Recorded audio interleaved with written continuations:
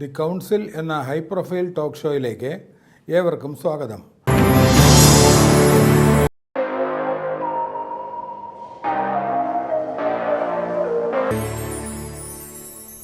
ഞാൻ അഡ്വക്കേറ്റ് ഹരീഷ് മഹാദേവൻ, IPR-ലും ക്രിമിനൽ ലോയിലും സ്പെഷ്യലൈസ് ചെയ്യുന്നു.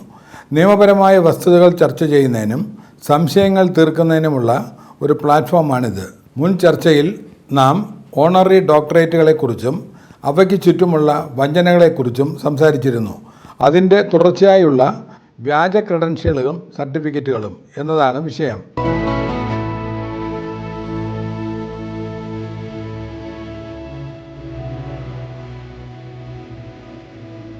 വ്യാജ സർട്ടിഫിക്കറ്റ്, വ്യാജ ഡിഗ്രി എന്നിവയൊക്കെ ഇപ്പോൾ വളരെ സുലഭമായി ലഭിക്കുന്നു. അത് വിദ്യാഭ്യാസം, തൊഴിൽ, പൊതുസുരക്ഷ, സ്ഥാപനങ്ങളിലുള്ള വിശ്വാസം എന്നിവയെ നിശബ്ദമായി ബാധിക്കുന്നു. വളരെ വലിയൊരു തട്ടിപ്പ് ശൃംഖലയ്ക്ക് ഇത് വാതിൽ തുറന്നു. ചില വ്യാജ പേപ്പറുകളുടെ മാത്രം കാര്യമല്ല, ഇത് നിയമസാധുത നിർമ്മിക്കുകയും അവസരങ്ങൾ വിൽക്കുകയും ആത്യന്തികമായി പലരും തിരിച്ചറിയാത്ത വിധത്തിൽ സമൂഹത്തെ നശിപ്പിക്കുകയും ചെയ്യുന്ന ഒരു ഭൂഗർഭ സംവിധാനം തന്നെയാണ്. നമുക്ക് ഒരു ലളിതമായ ചോദ്യത്തോടുകൂടെ ആരംഭിക്കാം. എന്തുകൊണ്ടാണ് സർട്ടിഫിക്കറ്റുകൾക്ക് പ്രാധാന്യം? ഒരു സർട്ടിഫിക്കറ്റ്, അത് സ്കൂൾ മാർക്ക് ഷീറ്റ്, ബിരുദം, ഡിപ്ലോമ അല്ലെങ്കിൽ പ്രൊഫഷണൽ ലൈസൻസ് എന്തോ ആകട്ടെ, അറിവ്, പരിശ്രമം, യോഗ്യത എന്നിവയെ പ്രതിനിധീകരിക്കുന്നു. ഒരു വ്യക്തി ഒരു പ്രത്യേക തലത്തിലുള്ള പരിശീലനത്തിന് വിധേയനായെന്നും നിർദ്ദിഷ്ട മാനദണ്ഡങ്ങൾ പാലിച്ചിട്ടുണ്ടെന്നും അത് ലോകത്തോട് പറയുന്നു. ആ സംവിധാനത്തിൽ നിന്നും വിട്ടുവീഴ്ച ചെയ്യുമ്പോൾ അനന്തരഫലങ്ങൾ ഒരു വ്യക്തിയേക്കാൾ കൂടുതലായി സമൂഹത്തെ ബാധിക്കുന്നതാണ്. അർഹതയില്ലാത്ത ഒരാൾക്ക് ഡോക്ടറോ എഞ്ചിനീയറോ അധ്യാപകനോ അഭിഭാഷകനോ ആകാം എന്നാണ് ഇതിനർത്ഥം. ജീവൻ അപകടത്തിലാക്കാമെന്നും അർഹരായ സ്ഥാനാർത്ഥികൾക്ക് അവസരങ്ങൾ നഷ്ടപ്പെടുന്നുവെന്നും സമൂഹത്തിൻ്റെ ഏറ്റവും പ്രധാനപ്പെട്ട അടിത്തറകളിലൊന്നായ വിശ്വാസം ക്ഷയിക്കാൻ തുടങ്ങുന്നുവെന്നും ഇതിനർത്ഥമുണ്ട്. വ്യാജ സർട്ടിഫിക്കറ്റുകൾ പല രൂപങ്ങളിൽ നിലവിലുണ്ട്. ചിലത് പൂർണ്ണമായും വ്യാജമാണ്, യഥാർത്ഥ രേഖകൾ പോലെ അച്ചടിച്ച, പൂർണ്ണമായും കെട്ടിച്ചമച്ച രേഖകൾ. മറ്റുള്ളവ കൂടുതൽ സങ്കീർണമാണ്. അവ കടലാസിൽ മാത്രം നിലനിൽക്കുന്ന അല്ലെങ്കിൽ ശരിയായ അംഗീകാരമില്ലാതെ പ്രവർത്തിക്കുന്ന സ്ഥാപനങ്ങളിൽ നിന്നാണ് വരുന്നത്. പിന്നെ മറ്റൊരു വിഭാഗമുണ്ട്, അത് ഒരു പക്ഷേ ഏറ്റവും അപകടകരമാണ്. വ്യാജ നിയമസാധുത സൃഷ്ടിക്കാൻ യഥാർത്ഥ സ്ഥാപനങ്ങൾ ദുരുപയോഗം ചെയ്യപ്പെടുന്നു. അത്തരം സന്ദർഭങ്ങളിൽ സർട്ടിഫിക്കറ്റ് ആധികാരികമായി തോന്നിയേക്കാം, രേഖകൾ രേഖപ്പെടുത്തിയേക്കാം, പക്ഷേ അതിന് പിന്നിലെ പ്രക്രിയ പൂർണ്ണമായും വഞ്ചനാപരമാണ്. പ്രായോഗികമായി ഇത് എങ്ങനെ പ്രവർത്തിക്കുന്നു എന്നതിനെക്കുറിച്ച് ഇപ്പോൾ സംസാരിക്കാം. ചില സ്ഥാപനങ്ങൾ, പ്രത്യേകിച്ച് ചില പ്രദേശങ്ങളിൽ, പ്രവേശനം മാത്രമല്ല മുഴുവൻ അക്കാദമിക് ചരിത്രവും പണത്തിന് വാങ്ങാൻ കഴിയുന്ന സംവിധാനങ്ങൾ പ്രവർത്തിക്കുന്നുവെന്ന് ആരോപിക്കപ്പെടുന്ന നിരവധി ഉദാഹരണങ്ങളുണ്ട്. ഒരിക്കലും ക്ലാസുകളിൽ ഹാജരാകാതെ വിദ്യാർത്ഥികൾക്ക് ഹോസ്റ്റൽ ഫീസുകൾ, രസീതുകൾ, ഹാജർ രേഖകൾ, ഇൻറ്റേർണൽ മാർക്ക് എന്നിവ നൽകുന്നു. വിദ്യാർത്ഥി പതിവായി എൻറോൾ ചെയ്തിട്ടുണ്ടെന്നും പങ്കെടുക്കുന്നുണ്ടെന്നും കാണിക്കുന്നതിനാണ് ഈ രേഖകൾ ശ്രദ്ധാപൂർവം സൃഷ്ടിച്ചിരിക്കുന്നത്.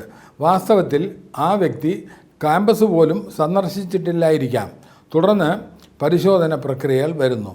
റിപ്പോർട്ട് ചെയ്യപ്പെട്ട ചില കേസുകളിൽ പ്രോക്സി ഉദ്യോഗാർത്ഥികൾക്ക് അക്കാദമികമായി കൂടുതൽ കഴിവുള്ള ആളുകൾക്ക് എൻറോൾ ചെയ്ത വിദ്യാർത്ഥിയെ പ്രതിനിധീകരിച്ച് പരീക്ഷ എഴുതാൻ പണം നൽകുന്നു.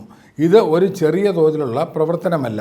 ഇതിൽ പലപ്പോഴും ഏകോപനം, ഐഡൻറ്റിറ്റി മിസ്യൂസ്, ചിലപ്പോൾ അധികാരികളുടെ ഇടപെടൽ എന്നിവ ഉൾപ്പെടുന്നു. പരീക്ഷകൾ വിജയിച്ചു കഴിഞ്ഞാൽ നിയമാനുസൃതമായ ഒരു ബിരുദം നൽകും. കടലാസിൽ എല്ലാം സാധാരണമാണെന്ന് തോന്നുന്നു, എന്നാൽ ഫൗണ്ടേഷൻ പൂർണ്ണമായും വഞ്ചനാപരമാണ്. അർഹരായ വിദ്യാർത്ഥികൾക്കുള്ള മെറിറ്റ് സീറ്റുകൾ കൃത്യമായി കൈകാര്യം ചെയ്യുന്ന ആരോപണങ്ങളും രേഖപ്പെടുത്തിയ സംഭവങ്ങളുമുണ്ട്. മെറിറ്റിലൂടെ പ്രവേശനം നേടിയ വിദ്യാർത്ഥികളെ ഭീഷണിപ്പെടുത്തുന്നതിലൂടെയോ ഉപദ്രവിക്കുന്നതിലൂടെയോ ബലപ്രയോഗത്തിലൂടെയോ അവർ അവരുടെ സീറ്റുകൾ ഒഴിയാൻ നിർബന്ധിതരാകുന്നു. ഈ സീറ്റുകൾ പിന്നീട് മാനേജ്മെൻറ്റ് കോട്ടകൾക്ക് കീഴിൽ പുനർവിന്യസിക്കപ്പെടുന്നു. പലപ്പോഴും വലിയ തുകയ്ക്ക്. ഇത് എന്താണ് അർത്ഥമാക്കുന്നത്? അതിനർത്ഥം അർഹനായ ഒരു വിദ്യാർത്ഥിക്ക് അവർ നേടിയ അവസരം നഷ്ടപ്പെടുകയും മറ്റൊരാൾ ആ സ്ഥാനത്തേക്ക് പണം നൽകി എത്തിച്ചേരുകയും ചെയ്യുന്നു എന്നതാണ്. ഇത് അഴിമതി മാത്രമല്ല, നീതിക്കും സമത്വത്തിനും നേരെയുള്ള നേരിട്ടുള്ള ആക്രമണമാണ്. കോടതികളിൽ പ്രാക്ടീസ് ചെയ്യുന്നവരിൽ 35 മുതൽ 40% വരെ ആളുകൾ വ്യാജ നിയമബിരുദങ്ങളുടെയോ കെട്ടിച്ചമച്ച വിദ്യാഭ്യാസ യോഗ്യതകളുടെയോ അടിസ്ഥാനത്തിൽ ആയിരിക്കാമെന്ന് അടുത്തിടെ ബാർ കൗൺസിൽ ഓഫ് ഇന്ത്യയുടെ ചെയർപേഴ്സൺ അഡ്വക്കേറ്റ് മനൻ കുമാർ മിശ്ര ഞെട്ടിക്കുന്ന ഒരു പ്രസ്താവന നടത്തി. ഈ പ്രസ്താവന ഉടൻ തന്നെ വ്യാപകമായ ചർച്ചകൾക്ക് കാരണമായി. വ്യാജ അഭിഭാഷകർ പ്രത്യക്ഷപ്പെടുന്നുണ്ടോ? ഉണ്ടെങ്കിൽ അവർ എങ്ങനെയാണ് ഈ തൊഴിൽ പ്രവേശിച്ചത്? ബാർ കൗൺസിലിൻ്റെ പങ്ക് എന്താണ്? ഈ വിഷയത്തിൽ സുപ്രീം കോടതി എന്താണ് പറയുന്നത്? ഏറ്റവും പ്രധാനമായി, നീതി തേടി കോടതികളെ സമീപിക്കുന്ന സാധാരണ പൗരന്മാരെ ഇത് എങ്ങനെ ബാധിക്കുന്നു? ഒരു കാര്യം മനസ്സിലാക്കേണ്ടത് പ്രധാനമാണ്. 35 മുതൽ 40% വരെയുള്ള കണക്ക് രാജ്യവ്യാപകമായി പൂർത്തിയാക്കിയ ജുഡീഷ്യൽ അന്വേഷണത്തിൻ്റെയോ അന്തിമ ഔദ്യോഗിക തീരുമാനത്തിൻ്റെയോ ഫലമല്ല. പകരം bar council of India chairperson പറയുന്നതനുസരിച്ച് എൻറോൾ ചെയ്ത അഭിഭാഷകരിൽ വലിയൊരു ശതമാനം പേരും ബാർ കൗൺസിൽ ആരംഭിച്ച ഡിഗ്രി തന്നെ പരിശോധനാ പ്രക്രിയയിൽ പങ്കെടുക്കാത്തതിനാലാണ് ഈ ആശങ്ക ഉയർന്നു വന്നത്. അതിനാൽ രേഖകൾ സമർപ്പിക്കുന്നതിൽ പരാജയപ്പെട്ട എല്ലാ അഭിഭാഷകർക്കുമെതിരായ അന്തിമ വിധിന്യായ കണ്ടെത്തലല്ല, സ്ഥിരീകരണ പ്രവർത്തനങ്ങളിൽ നിന്ന് ഉണ്ടാകുന്ന ഗുരുതരമായ സംശയവും ആശങ്കയും പ്രസ്താവന പ്രതിഫലിപ്പിക്കുന്നു. എന്നിരുന്നാലും നിയമപരമായ തൊഴിൽ അഭൂതപൂർവമായ അനുപാതത്തിലുള്ള വിശ്വാസ്യത പ്രതിസന്ധി നേരിടുന്നുണ്ടാകാം എന്ന് സൂചിപ്പിക്കുന്നതിനാൽ ഈ പ്രസ്താവന ആശങ്കാജനകമാണ്. പ്രശ്നത്തിൻ്റെ ഗൗരവം മനസ്സിലാക്കാൻ ഇന്ത്യയിൽ അഭിഭാഷകനായി പ്രാക്ടീസ് ചെയ്യാൻ നിയമപരമായി അർഹതയുള്ളവർ ആരാണെന്ന് നാം ആദ്യം മനസ്സിലാക്കണം. 1961 അഡ്വക്കേറ്റ്സ് ആക്ട് പ്രകാരം ഒരു വ്യക്തി അംഗീകൃത നിയമബിരുദം നേടുകയും സംസ്ഥാന ബാർ കൗൺസിൽ നിർദ്ദേശിക്കുന്ന ആവശ്യകതകൾ നിറവേറ്റുകയും അഭിഭാഷകനായി ചേരുകയും ബാർ കൗൺസിൽ ഓഫ് ഇന്ത്യ രൂപീകരിച്ച ചട്ടങ്ങൾ പാലിക്കുകയും വേണം. ആധുനിക കാലത്ത് പ്രാക്ടീസ് ചെയ്യാൻ പൂർണ്ണമായും അർഹത നേടുന്നതിന് മുമ്പ് ഒരു നിയമബിരുദധാരി അഖിലേന്ത്യാ ബാർ പരീക്ഷയിൽ വിജയിക്കേണ്ടതുണ്ട്. അഭിഭാഷകൻ കോടതിയിലെ ഒരു ഉദ്യോഗസ്ഥനാണ്. അവൻ അല്ലെങ്കിൽ അവൾ നീതി നിർവഹണത്തിൽ നേരിട്ടുള്ള പങ്ക് വഹിക്കുന്നു. വസ്തുതകൾ കൃത്യമായി അവതരിപ്പിക്കാനും നിയമം ശരിയായി ഉദ്ധരിക്കാനും നീതിപൂർവകമായ തീരുമാനത്തിലെത്താൻ കോടതിയെ സഹായിക്കാനും ജഡ്ജിമാർ അഭിഭാഷകരെ ആശ്രയിക്കുന്നു. അതിനാൽ യോഗ്യതയില്ലാത്തതോ വഞ്ചനാപരമായോ ആയ ഒരു വ്യക്തി തൊഴിലിലേക്ക് പ്രവേശിക്കുകയാണെങ്കിൽ കേടുപാടുകൾ വെറും നിയന്ത്രണ ലംഘനത്തിനപ്പുറം വ്യാപിക്കുന്നു. ഇത് നീതിന്യായ സംവിധാനത്തെ നേരിട്ട് ബാധിക്കുന്നു. സ്വത്ത് നഷ്ടപ്പെടുകയോ അപകടം നേരിടുകയോ ക്രിമിനൽ കുറ്റം നേരിടുകയോ തൊഴിൽ അവകാശങ്ങൾക്കോ വേണ്ടി പോരാടുകയോ ചെയ്ത ശേഷം ഒരു പൗരൻ കോടതിയെ സമീപിക്കുന്നത് സങ്കല്പിക്കുക. അത്തരമൊരു പൗരൻ തങ്ങളെ പ്രതിനിധീകരിക്കുന്ന അഭിഭാഷകനിൽ വളരെയധികം വിശ്വാസം അർപ്പിക്കുന്നു. അഭിഭാഷകന് നിയമപരിജ്ഞാനം, ധാർമ്മിക പരിജ്ഞാനം, പ്രൊഫഷണൽ കഴിവ് എന്നിവയുണ്ടെന്ന് അവർ വിശ്വസിക്കുന്നു. വ്യക്തി യഥാർത്ഥത്തിൽ വ്യാജബിരുദം കൈവശപ്പെടുത്തിയിട്ടുണ്ടെങ്കിൽ ക്ലയൻ്റ് അറിയാതെ അവരുടെ ഭാവി, സ്വാതന്ത്ര്യം, സ്വത്ത് അല്ലെങ്കിൽ കുടുംബ അവകാശങ്ങൾ ഒരിക്കലും യോഗ്യത നേടിയിട്ടില്ലാത്ത ഒരാളെ ഏൽപ്പിച്ചേക്കാം. ഇത് കേവലം ഒരു പ്രൊഫഷണൽ പ്രശ്നം മാത്രമല്ല, നീതിയിലുള്ള പൊതുജന വിശ്വാസത്തെ ബാധിക്കുന്ന ഒരു വിഷയമാണ്. നിരവധി വ്യക്തികൾ ബിരുദങ്ങൾ വാങ്ങുകയോ സർട്ടിഫിക്കറ്റുകൾ കെട്ടിച്ചമയ്ക്കുകയോ അല്ലെങ്കിൽ വ്യാജ മാർഗങ്ങളിലൂടെ യോഗ്യതാ പത്രങ്ങൾ നേടുകയോ ചെയ്തിരിക്കാമെന്ന് bar council of India chairperson പറഞ്ഞതായി റിപ്പോർട്ടുണ്ട്. അദ്ദേഹത്തിൻ്റെ അഭിപ്രായത്തിൽ പരിശോധനാ പ്രക്രിയ ആരംഭിച്ചപ്പോൾ ഗണ്യമായ എണ്ണം അഭിഭാഷകർ സൂക്ഷ്മ പരിശോധനയ്ക്കായി അവരുടെ യോഗ്യതാ പത്രങ്ങൾ സമർപ്പിക്കുന്നതിൽ പരാജയപ്പെട്ടു. അവരിൽ ചിലർക്ക് യഥാർത്ഥ നിയമബിരുദങ്ങൾ ഇല്ലായിരിക്കാം എന്ന സംശയം ഇത് ഉയർത്തി. വിഷയം ചീഫ് ജസ്റ്റിസിൻ്റെ ശ്രദ്ധയിൽപ്പെടുത്തിയതായും റിപ്പോർട്ടുണ്ട്. ഇതിൻ്റെ പ്രാധാന്യം അമിതമായി കണക്കാക്കാൻ കഴിയില്ല.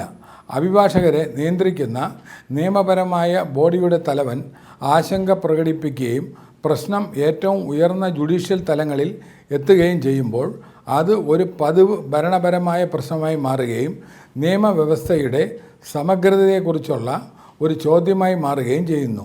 നിയമപരമായ തൊഴിൽ ഒരു ശ്രേഷ്ഠമായ തൊഴിലാണ് എന്ന് സുപ്രീം കോടതി ആവർത്തിച്ച് ഊന്നി പറഞ്ഞിട്ടുണ്ട്. അഭിഭാഷകർക്ക് സമൂഹത്തിൽ പ്രത്യേക സ്ഥാനമുണ്ടെന്ന് കോടതി സ്ഥിരമായി വിധിച്ചിട്ടുണ്ട്. സത്യസന്ധത, പ്രൊഫഷണൽ ധാർമ്മികത എന്നിവയുടെ ഉയർന്ന മാനദണ്ഡങ്ങൾ അഭിഭാഷകർ നിലനിർത്തണമെന്ന് കോടതികൾ ആവർത്തിച്ച് ഊന്നിപ്പറഞ്ഞിട്ടുണ്ട്. അതിനാൽ വ്യാജ പരിശീലകർ ഈ തൊഴിലിൻ്റെ ഏതൊരു നുഴഞ്ഞുകയറ്റവും പൊതുജനവിശ്വാസം നിലനിൽക്കുന്ന അടിത്തറയെ തന്നെ ഭീഷണിപ്പെടുത്തുന്നു. സമീപകാല ജുഡീഷ്യൽ നിരീക്ഷണങ്ങൾ വ്യാജ നിയമബിരുദങ്ങളെക്കുറിച്ചും വഞ്ചനാപരമായ എൻറോൾമെൻറ്റിനെക്കുറിച്ചും വർദ്ധിച്ചു വരുന്ന ആശങ്ക കാണിക്കുന്നു. അന്വേഷണവും ശക്തമായ തിരുത്തൽ നടപടികളും ആവശ്യമുള്ള ഗുരുതരമായ ഭീഷണിയായി സുപ്രീം കോടതി ഈ പ്രശ്നത്തെ വിശേഷിപ്പിച്ചതായി റിപ്പോർട്ടുണ്ട്. ഓരോ വ്യാജ അഭിഭാഷകനും നീതിയുടെ പരാജയത്തെ പ്രതിനിധീകരിക്കുന്നതിനാൽ ജുഡീഷ്യൽ ആശങ്ക മനസ്സിലാക്കാവുന്നതേ ഉള്ളൂ. കേസുകൾ തെറ്റായി കൈകാര്യം ചെയ്യപ്പെട്ടേക്കാം, ഉപഭോക്താക്കൾ വഞ്ചിക്കപ്പെടാം, കോടതി നടപടികൾ വിട്ടുവീഴ്ച ചെയ്തേക്കാം, നിയമപരമായ പ്രാതിനിധ്യത്തിൻ്റെ പവിത്രതയെ ദുർബലപ്പെടുത്തിയേക്കാം. ഈ പ്രശ്നം പുതിയതാണോ എന്ന് ചിലർ ചോദിച്ചേക്കാം. ഇല്ല എന്നാണ് ഉത്തരം. വ്യാജ ബിരുദങ്ങൾ, ക്രമരഹിതമായ നിയമ കോളേജുകൾ, വ്യാജ സർട്ടിഫിക്കറ്റുകൾ, അനുചിതമായ എൻറോൾമെൻറ്റുകൾ എന്നിവയെക്കുറിച്ചുള്ള ആശങ്കകൾ വർഷങ്ങളായി ഇടയ്ക്കിടെ ഉയർന്നു വരുന്നുണ്ട്. വിവിധ സംസ്ഥാന ബാർ കൗൺസിലുകളും ബാർ കൗൺസിൽ ഓഫ് ഇന്ത്യയും മുമ്പ് പരിശോധന നടത്തിയിട്ടുണ്ട്. വ്യാജ വിദ്യാഭ്യാസ രേഖകൾ നൽകി വ്യക്തികൾ എൻറോൾമെൻറ്റ് നേടിയതായി കണ്ടെത്തിയ സന്ദർഭങ്ങളുമുണ്ട്.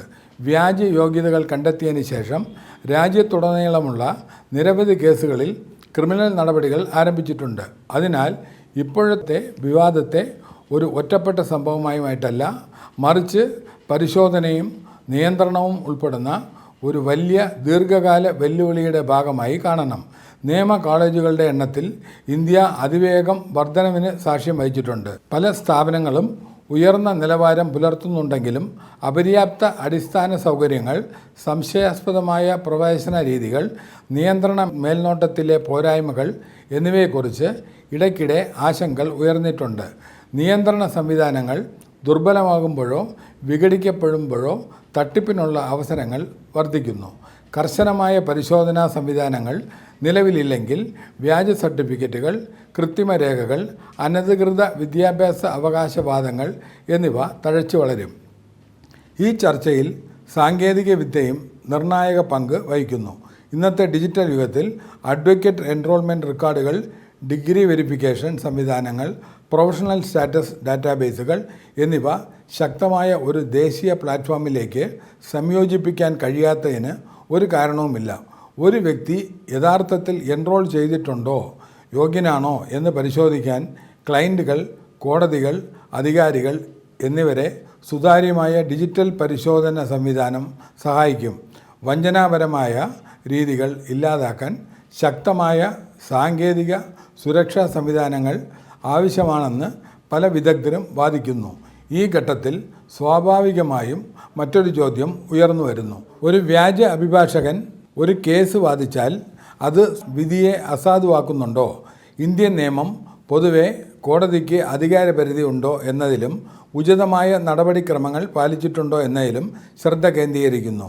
ഒരു വഞ്ചനാപരമായ പ്രാക്ടീഷണർ ഉൾപ്പെടുന്ന ഓരോ കേസും അതിൻ്റേതായ വസ്തുതകളുടെ അടിസ്ഥാനത്തിൽ പരിശോധിക്കേണ്ടതുണ്ട്.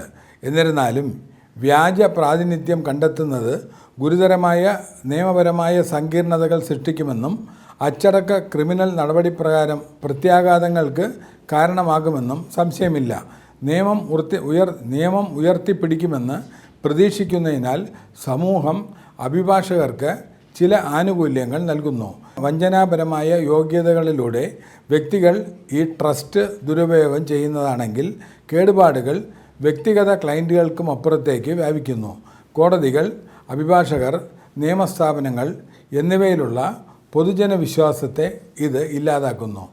നിയമപരമായ പ്രക്രിയകളിൽ പൗരന്മാർക്ക് വിശ്വാസം നഷ്ടപ്പെടുമ്പോൾ നിയമവാഴ്ച തന്നെ ബാധിക്കുന്നു. എന്നിരുന്നാലും പരിശോധന പൂർത്തിയാക്കാത്ത എല്ലാ അഭിഭാഷകരും വ്യാജന്മാരാകണമെന്നില്ല.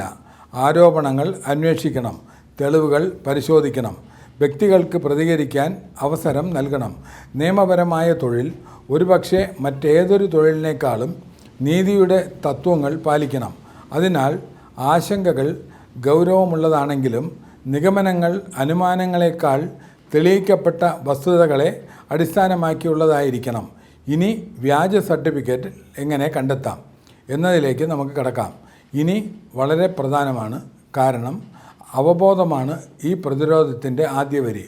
ആദ്യം ശ്രദ്ധിക്കേണ്ടത് ഇഷ്യൂ ചെയ്യുന്ന അധികാരിയാണ്.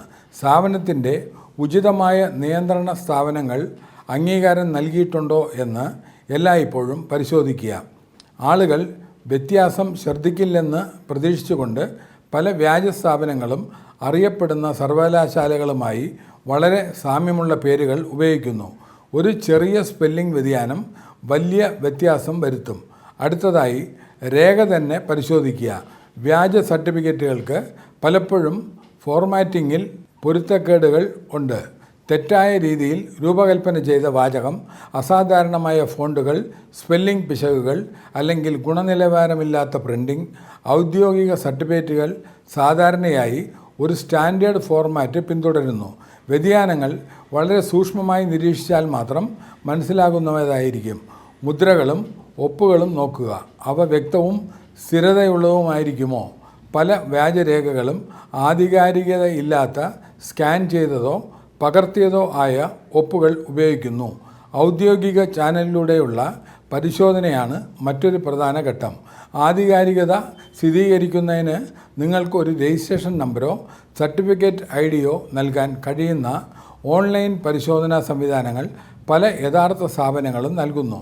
അത്തരമൊരു സംവിധാനം നിലവിലുണ്ടെങ്കിൽ സർട്ടിഫിക്കറ്റ് പരിശോധന വളരെ എളുപ്പമായിരിക്കും. മാത്രമല്ല, അത് ശക്തമായ ഒരു മുന്നറിയിപ്പും അടയാളമായും പ്രവർത്തിക്കും. ഓൺലൈൻ സംവിധാനം ഇല്ലെങ്കിലും സ്ഥാപനവുമായി നേരിട്ട് ബന്ധപ്പെടുന്നത് സഹായിക്കും. നിയമാനുസൃതമായ ഒരു സ്ഥാപനത്തിന് രേഖകൾ ഉണ്ടായിരിക്കും. കൂടാതെ ഒരു വ്യക്തി യഥാർത്ഥത്തിൽ അവിടെ പഠിച്ചോ എന്ന് സ്ഥിരീകരിക്കാൻ കഴിയും. സമയക്രമത്തിലും ശ്രദ്ധ നൽകുക. ഓവർലാപ്പിംഗ് കാലയളവിൽ അല്ലെങ്കിൽ യാഥാർത്ഥ്യബോധമില്ലാത്ത ചുരുങ്ങിയ സമയത്തിനുള്ളിൽ ഒന്നിലധികം ബിരുദങ്ങൾ പൂർത്തിയാക്കിയതായി ആരെങ്കിലും അവകാശപ്പെടുന്നുണ്ടെങ്കിൽ അത് ചോദ്യം ചെയ്യപ്പെടേണ്ടതാണ്. വിദ്യാഭ്യാസത്തിന് സമയവും പരിശ്രമവും ആവശ്യമാണ്. കുറുക്കു വഴികൾ പലപ്പോഴും വഞ്ചനയുടെ സൂചകങ്ങളാണ്. ഇനി നമുക്ക് യഥാർത്ഥ ജീവിതത്തിലെ സ്വാധീനം എങ്ങനെയാണെന്ന് എന്നതിനെക്കുറിച്ചും ചർച്ച ചെയ്യാം. വ്യാജ മെഡിക്കൽ ബിരുദമുള്ള ഒരു വ്യക്തി ഡോക്ടറായി പ്രാക്ടീസ് ചെയ്യുന്നത് സങ്കല്പിക്കുക. ഇത് സാങ്കല്പികമല്ല. യോഗ്യതയില്ലാത്ത വ്യക്തികൾ രോഗികളെ ചികിത്സിച്ച കേസുകൾ ഉണ്ടായിട്ടുണ്ട്. ഇത് ഗുരുതരമായ ഉപദ്രവത്തിനും മരണത്തിനും കാരണമാകുന്നു. അതുപോലെ അടിസ്ഥാന സൗകര്യ പദ്ധതികളിൽ ജോലി ചെയ്യുന്ന വ്യാജ യോഗ്യതയുള്ള ഒരു സിവിൽ എഞ്ചിനീയറെ പരിഗണിക്കുക. അപകട സാധ്യതകൾ വളരെ വലുതാണ്. ഘടനാപരമായ പരാജയങ്ങൾ, സുരക്ഷാ അപകടങ്ങൾ, ദീർഘകാല നാശനഷ്ടങ്ങൾ എന്നിവ സംഭവിക്കാം. നിയമമേഖലയിൽ വ്യാജ ക്രെഡൻഷ്യലുകൾ നീതിയെ തന്നെ ദുർബലപ്പെടുത്തും.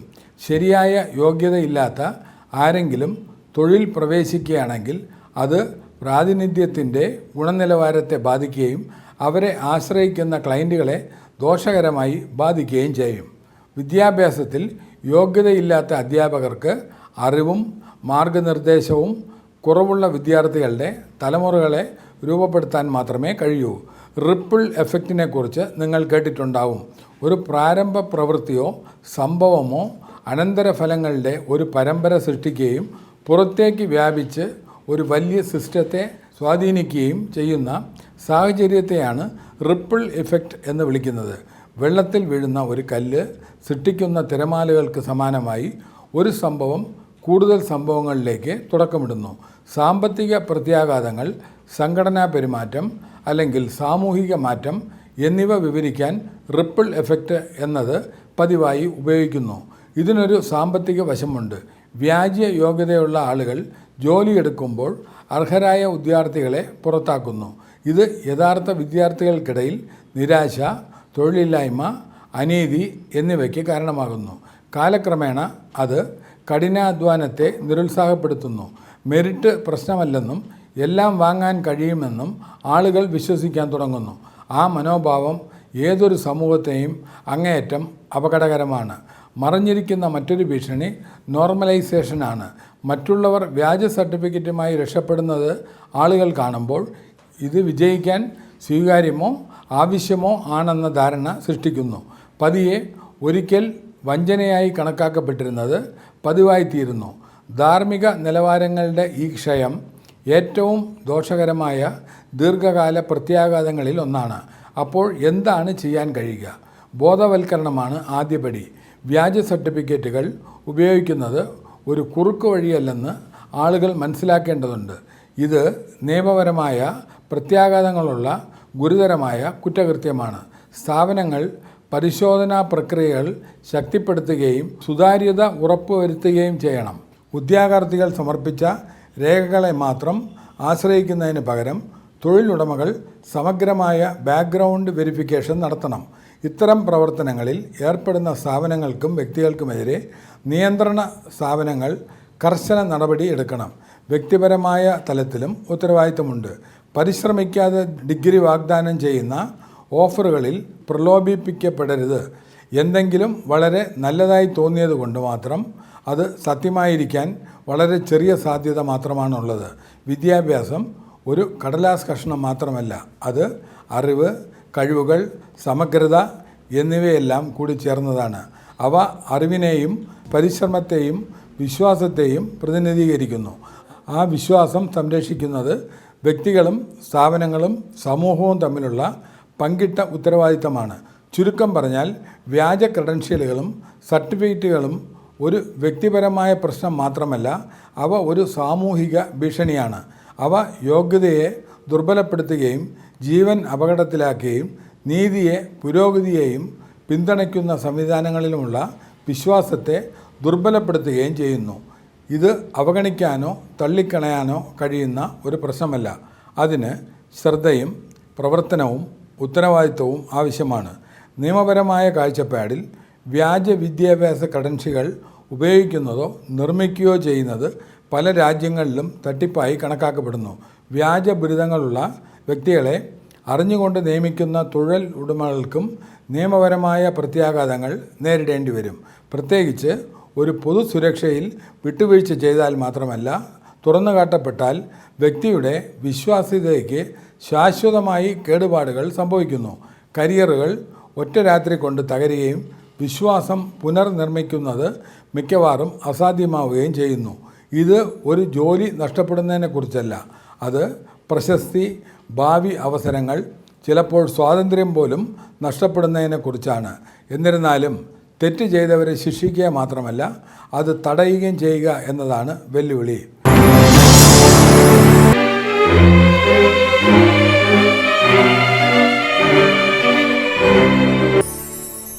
വ്യാജ സർട്ടിഫിക്കറ്റുകളുടെ വർദ്ധിച്ചു വരുന്ന സങ്കീർണതയാണ് ഏറ്റവും വലിയ പ്രായോഗിക പ്രശ്നങ്ങളിലൊന്ന്. നൂതന അച്ചടി സാങ്കേതിക വിദ്യയും ഡിജിറ്റൽ എഡിറ്റിങ്ങും ഉപകരണങ്ങളും ഉപയോഗിച്ച് വ്യാജരേഖകൾ യഥാർത്ഥ രേഖകൾക്ക് സമാനമായി കാണപ്പെടും. പരിശോധനാ പ്രക്രിയകൾ പലപ്പോഴും മന്ദഗതിയിലോ പൊരുത്തമില്ലാത്തതോ ആണ്. പ്രത്യേകിച്ച് ചെറിയ ഓർഗനൈസേഷനുകളിൽ ചില സന്ദർഭങ്ങളിൽ അറിയാതെ വ്യാജ സ്ഥാപനങ്ങളിൽ ചേരുന്ന ആളുകൾ വളരെ വൈകുന്നതുവരെ അത് തിരിച്ചറിയാതെ തന്നെ ഉപയോഗശൂന്യമായ സർട്ടിഫിക്കറ്റുകൾ കൈവശം വയ്ക്കുന്നു. അപ്പോൾ പരിഹാരങ്ങൾ എന്തൊക്കെയാണ്? പരിശോധനാ സംവിധാനങ്ങൾ ശക്തിപ്പെടുത്തുക എന്നതാണ് പ്രധാനം. ഇൻസ്റ്റൻറ്റ് ആതൻറ്റിക്കേഷൻ അനുവദിക്കുന്ന ഡിജിറ്റൽ ക്രെഡൻഷ്യൽ സംവിധാനങ്ങൾ സ്ഥാപനങ്ങളും തൊഴിൽ ഉടമകളും സ്വീകരിക്കേണ്ടതുണ്ട്. സർക്കാരും അംഗീകാരമുള്ള സ്ഥാപനങ്ങളും അംഗീകൃത സ്ഥാപനങ്ങളുടെ സുതാര്യവും പൊതുവായ ആക്സസ് ചെയ്യാവുന്നതുമായ ഡാറ്റാബേസുകൾ പരിപാലിക്കണം. ബോധവൽക്കരണ പ്രചാരണങ്ങളും നിർണായക പങ്ക് വഹിക്കുന്നു.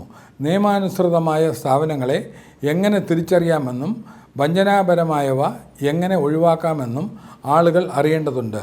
ഒരു വ്യക്തിഗത തലത്തിൽ ലളിതമായ നിയമത്തിന് വളരെയധികം മുന്നോട്ട് പോകാൻ കഴിയും. ഇനി ആരെങ്കിലും വ്യാജ സർട്ടിഫിക്കറ്റിൻ്റെ ഇരയാവുകയാണെങ്കിൽ എന്തും ചെയ്യും. ഇവിടെയാണ് വ്യക്തതയും പ്രവർത്തനവും പ്രാധാന്യമാകുന്നത്. ആദ്യം എല്ലാം രേഖപ്പെടുത്തുക. പ്രവേശന രേഖകൾ, പേയ്മെൻറ്റ് രസീതുകൾ, സ്ഥാപനവുമായിട്ടുള്ള ആശയവിനിമയം മുതലായവ അടുത്തടുത്തായി പ്രാദേശിക നിയമപാലകർക്കോ ബന്ധപ്പെട്ട വിദ്യാഭ്യാസ അധികാരികൾക്കോ പ്രശ്നം റിപ്പോർട്ട് ചെയ്യുക.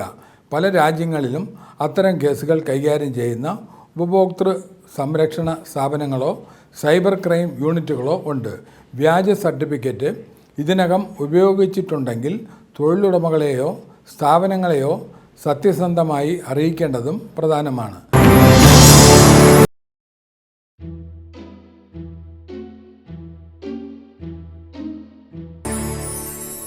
അവസാനമായി, പുനർനിർമ്മാണത്തിൽ ശ്രദ്ധ കേന്ദ്രീകരിക്കുക. നിയമാനുസൃതമായ വിദ്യാഭ്യാസ പാതകൾ തേടുക. ഏത് നിമിഷവും തകർക്കാൻ കഴിയുന്ന ഒരു വ്യാജ യോഗ്യതയേക്കാൾ പരിശ്രമത്തിലൂടെ നേടിയ യഥാർത്ഥ യോഗ്യത വളരെ നല്ലതാണ്. സത്യസന്ധത തിരഞ്ഞെടുക്കാൻ കൂടുതൽ സമയമെടുത്തേക്കാം, പക്ഷേ അത് ഒരു വ്യാജരേഖയ്ക്കും ഒരിക്കലും ചെയ്യാൻ കഴിയാത്ത ഉറച്ച അടിത്തറയിൽ നിൽക്കുന്ന ഒരു ഭാവി നിർമ്മിക്കുന്നു.